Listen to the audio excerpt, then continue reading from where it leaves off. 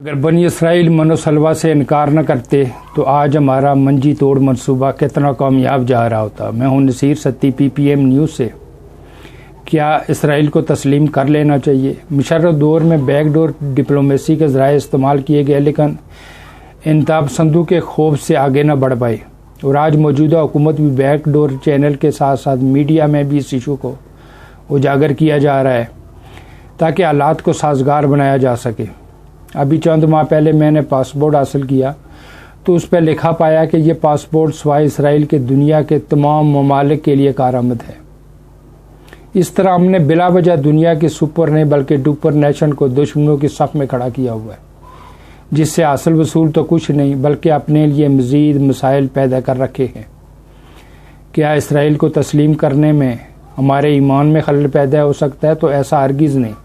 اگر ایسا ہوتا تو رب کعبہ کے محبوب حضرت محمد مصطفیٰ صلی اللہ علیہ وآلہ وسلم بنی اسرائیل سے معاہدہ نہ کرتے کہ اگر مکہ پہ کوئی بیرونی قوت حملہ آور ہوگی تو بنی اسرائیل اور مسلمان مل کر اس کا مقابلہ کریں گے۔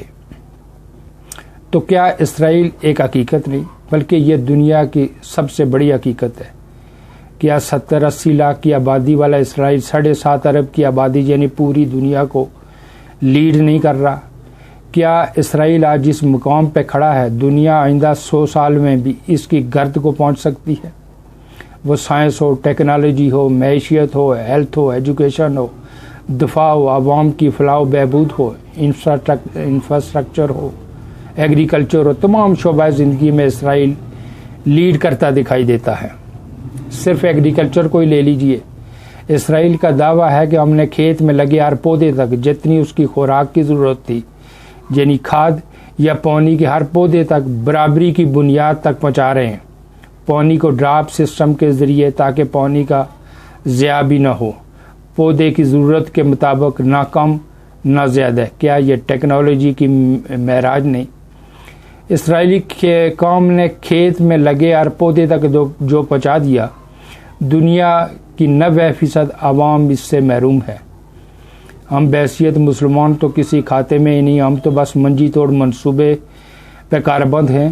ہمارا اس ترقی سے کیا لینا دینا؟ لیکن دنیا کی ترقی یافتہ اقوام کو بھی اس مقام تک پہنچنے کے لیے جس ترقی کی معراج کو اسرائیلی قوم پہنچ چکی، برسوں نہیں بلکہ دہیاں لگیں گی۔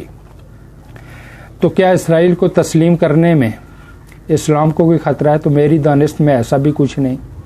جس دین کی حفاظت کی ذمہ داری رب کعبہ نے اپنے ذمہ لے لی ہو، وہاں خدائی فوجدار بن کر لچ ڈلنے کی ہمیں ضرورت بھی نہیں۔ تو پھر کیا فلسطینی عوام کے درد میں اسرائیل کو تسلیم نہیں کر رہے؟ تو ایسا بھی نہیں۔ اگر ایسا ہوتا تو اردن کے شاہ حسین کے کہنے پہ مظلوم فلسطینیوں پہ ٹینک چڑھا کر ان کا قتل عام نہ کرتے، اور یہ کارنامہ امیر المومنین کا خواب دیکھنے والے مرد مومن مرد حق ضیاء الحق نے سرجام دیا تھا جب وہ بریگیڈیئر تھے۔ اس کے بعد اسرائیل سے دشمنی کی وجہ صرف ایک ہی باقی رہ جاتی ہے کہ اگر بنی اسرائیل کو کفران نعمت نہ کرتے، رب کعبہ کی نعمتوں کو نہ جٹلاتے، من و سلوہ سے انکار نہ کرتے، تو آج ہمارا منجی توڑ منصوبہ کتنا کامیاب جا رہا ہوتا۔ جو قوم جو لیڈرشپ 72 برس خود مختار خارجہ پالیسی نہ بنا سکے، اس کی ذہنی حالت پہ شک نہیں بلکہ یقین ہو جاتا ہے۔ ہم آج تک خارجہ پالیسی کی حالت بے کوئی نہ سمجھ سکے۔ ہم نے جس سے دوستی کی اس کی گود جا کے بیٹھ گئے، اور گود بیٹھنے کے بعد غیرت اور اہمیت کی بات کرنا معجوب سا لگتا ہے۔ ہم خارجہ ماض پہ 2 گودوں کے بیچ تقسیم ہو کے رہ گئے ہیں، ایک سعودی عرب اور دوسرا امریکہ۔ سعودی عرب کی گود جانے کے بعد ہم نے مسلک کی جنگ کو ہوا دے کر ایسی خونی لکیر کھینچ دی کہ یہ ہر گزرتے وقت کے ساتھ مزید گہری ہوتی جا رہی ہے، اور امریکی گود جانے سے امریکہ دنیا کی واحد سپر پاور بن کر ابھر آیا، جس کے بعد ہم اس کی بھی دولتیاں کھا رہے ہیں، جس کے بعد اب ہم نے چین کی گود جانے کا فیصلہ کر لیا ہے۔ ادھر سے کب پڑیں گی بس دیکھتا جا اور شرماتا جا۔ اگر ہم بھارت کو تسلیم کرنے کے باوجود کشمیریوں کی جنگ آزادی کے ساتھ کھڑے ہو سکتے ہیں تو پھر اسرائیل کو تسلیم کرنے کے بعد مظلوم فلسطینیوں کے لیے آواز بلند کیوں نہیں کر سکتے؟ کیونکہ ہم نے آواز ہی تو بلند کرنی ہے، اس سے زیادہ ہم کرنے جو کہ ہیں بھی تو نہیں۔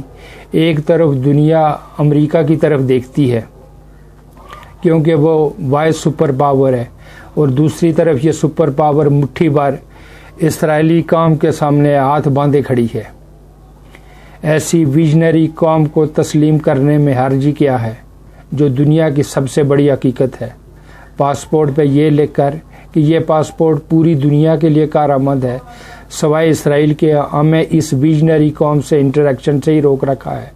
کیا معلوم اس سے ہی ہم سیکھ کر منجی توڑ منصوبے سے باہر آ جائیں۔ تو اب لاسٹ میں جو دوست اسرائیل کو تسلیم کرنے میں میرے ہم خیال ہیں وہ صرف لائک کریں، اور جو مخالف ہے وہ کامنٹ کریں، وائی، لیکن ڈیسنٹ وے میں۔ Thank you.